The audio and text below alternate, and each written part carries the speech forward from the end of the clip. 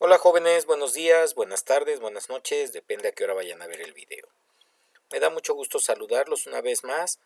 En esta ocasión estoy haciendo un video para la actividad 2.3, que es el tema de presión hidrostática. ¿Qué es la presión hidrostática? Ahorita lo vamos a ver. Para empezar, ¿qué es la presión? Imaginen una señorita caminando en un piso de madera con zapatillas. Es muy probable que sus zapatillas en los tacones dejen marcas en la madera, porque prácticamente todo el peso de la chica estaría en esa pequeña punta que sería el tacón. En cambio, si la misma persona camina en el mismo piso, pero con tenis, muy difícilmente va a poder marcar la madera. Ahora, imaginen que esta chica que lleva sus zapatillas ahora va al pasto. ¿Qué va a pasar? Que es tanta la fuerza que está soportando la zapatilla que muy probablemente se llegue incluso a enterrar. Ahora, si esta misma persona en vez de zapatillas llevara tenis, al igual que en la madera, muy difícilmente se va a poder enterrar. Es tan común este problema que incluso venden unas piezas las cuales le colocan en los tacones a las zapatillas y evitan que se entierren. Pero bueno, lo que a nosotros nos interesa es lo siguiente.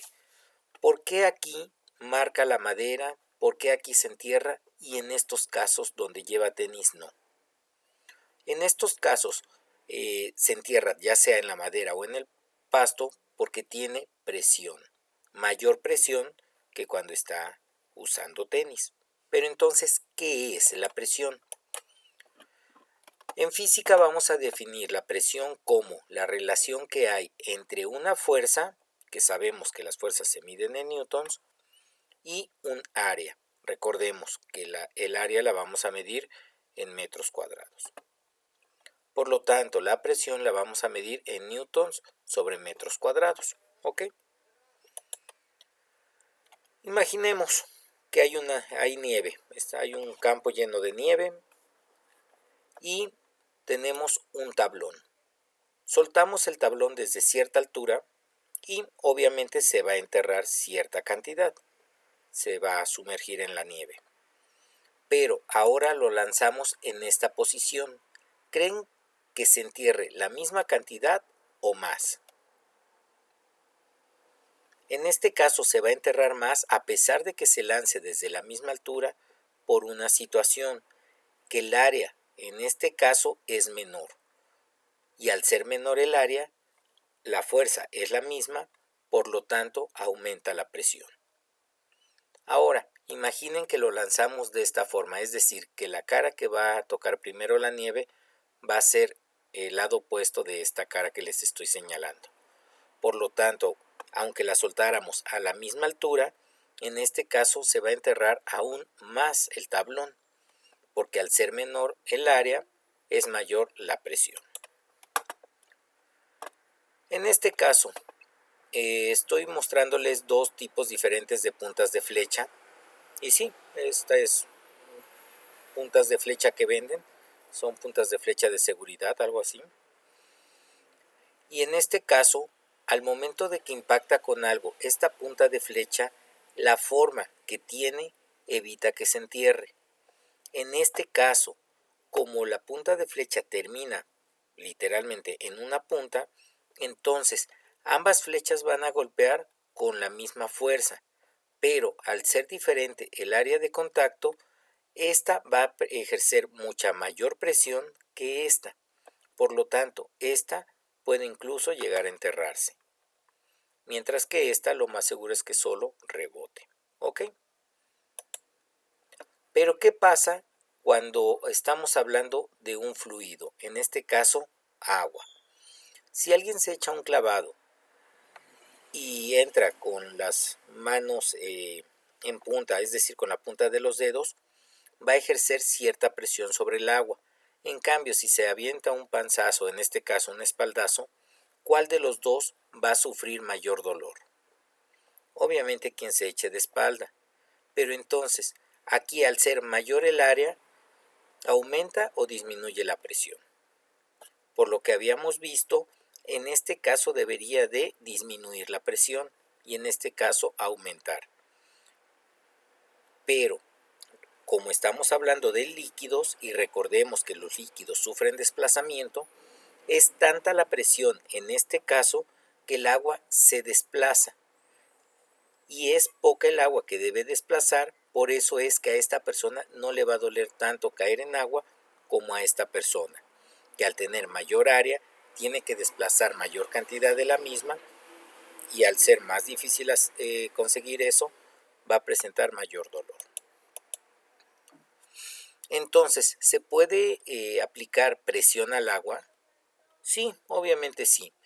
Quien ha ocupado una de estas máquinas hidrolavadoras o Karcher, es el nombre de la marca, sabemos que el agua sale con gran presión. Igual cuando tenemos una manguera y le ponemos el dedo en la salida, aumentamos la presión del agua. Hay ocasiones que cuando está por acabarse el agua de la llave de la casa cae con muy poca presión. Pero entonces, ¿qué es la presión del agua? La presión del agua depende de varios factores. Una es la presión atmosférica, otra sería la densidad del agua, otra la profundidad o la altura a la cual se encuentra el agua y otros factores que vamos a ver más adelante. Ahora, imaginemos una jeringa, está llena de un líquido, agua por poner un ejemplo, le ponemos un dedo y presionamos el émbolo. En este caso, al presionar el émbolo, el volumen de agua va a seguir siendo la misma, a pesar de que esta agua tenga mayor presión. No pasa lo mismo cuando hablamos de un gas. En un gas llenamos la jeringa de aire, le ponemos el dedo por donde sale el aire y presionamos el émbolo, va a cambiar el volumen de gas y también va a cambiar su presión, aunque la cantidad de gas siga siendo el mismo. Pero ¿qué pasa si nosotros presionamos el émbolo de una jeringa cuando no la estamos tapando? Entonces, dependiendo de la fuerza con la que presionemos, puede ser que aquí solo caigan algunas gotas o salga un chorro de agua, incluso varios metros. Y eso sería la presión del agua. Aquí también habría presión del agua. Entonces, para hablar de presión del agua, vamos a hablar de hidráulica. La hidráulica es una rama de la mecánica que a su vez es una rama de la física. Recordemos, la mecánica es el estudio del movimiento y la hidráulica es el estudio del movimiento de los líquidos. Y la hidráulica se divide en dos ramas, que es la hidrostática y la hidrodinámica. Este es un ejemplo donde se combinan tanto hidrostática como hidrodinámica. Y si tuviéramos un vaso o un recipiente con algún líquido y perforaciones a diferentes alturas, veríamos que a mayor profundidad, es decir, mientras más abajo esté la abertura, el agua va a salir con mayor presión. Por lo tanto, el chorro puede llegar más lejos. En cambio, el agujero que está más arriba tiene menos presión, por lo tanto, el agua llegaría más cerca de la base. Imagínense que tenemos 4 recipientes, son estos 4 que están aquí, tienen cierta cantidad de agua, todos están a la misma altura, y ponemos un objeto a la misma profundidad. ¿Cuál de los 4 objetos estaría recibiendo mayor presión?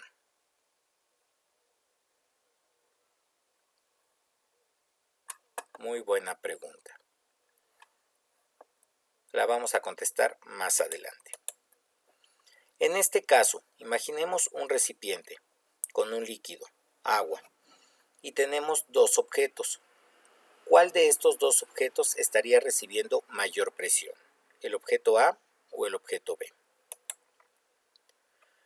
En este caso, la presión va a depender de la cantidad de agua que esté cargando. Y como el objeto A está más profundo, está cargando mayor cantidad de líquido. El objeto B está menos profundo, por lo tanto está cargando menor cantidad de líquido. Por lo tanto, el objeto A es el que está sufriendo mayor presión. En este caso tenemos dos recipientes iguales, uno tiene agua y el otro tiene mercurio. En ambos ponemos dos objetos a la misma profundidad, entonces, ¿cuál estará sufriendo mayor presión? En este caso dijimos que el que sufría mayor presión era el que estaba más profundo, pero en este caso, como ambos objetos están a la misma profundidad, entonces, ¿cuál es el que está sufriendo mayor presión? Como las densidades son diferentes, habíamos hablado de la densidad del agua, era 1 gramo por mililitro. El mercurio, su densidad es de 13.6 gramos por mililitro, es decir, 13.6 veces más. Por lo tanto, aunque están cargando la misma cantidad de líquido, al ser más pesado el mercurio, el objeto B estaría sufriendo mayor presión. Por lo tanto, en este otro ejemplo que les había puesto antes, ¿cuál está sufriendo mayor presión? Como todos están cargando el mismo líquido, agua, y todos están a la misma profundidad, entonces todos los objetos están sufriendo la misma presión.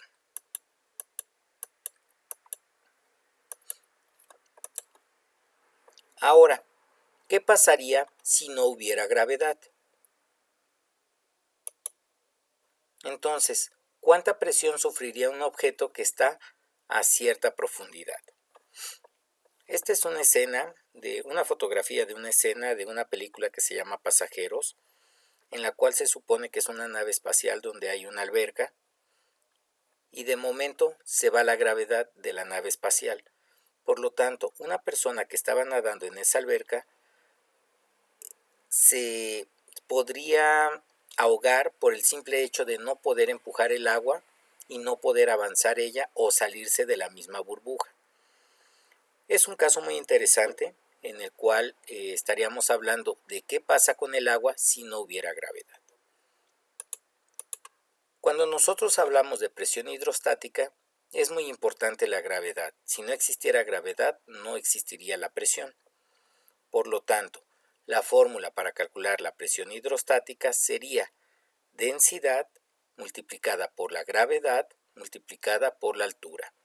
En este caso, nosotros hablamos de altura como la profundidad a la cual se encuentra el objeto.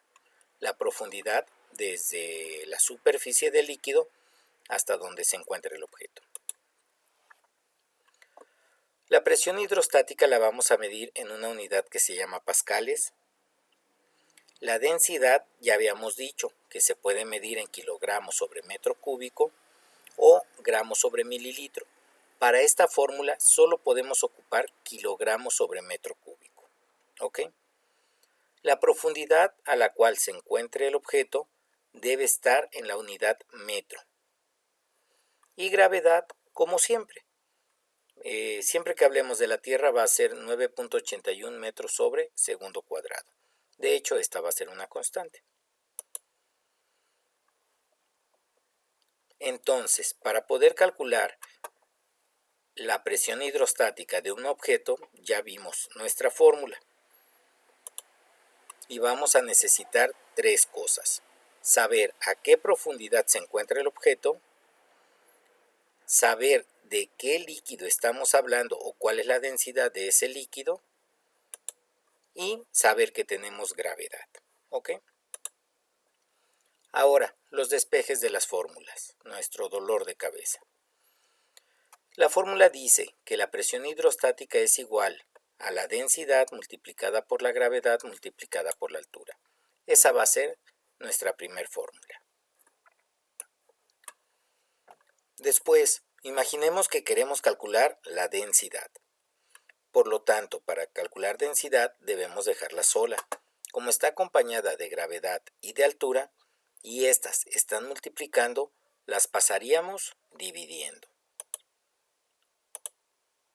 Por lo tanto, nos quedaría que la presión hidrostática dividida entre gravedad multiplicada por altura es igual a la densidad. ¿Ok? Ya tenemos nuestro primer despeje, lo ponemos aquí. Regresamos a nuestra fórmula original. En este caso vamos a despejar altura.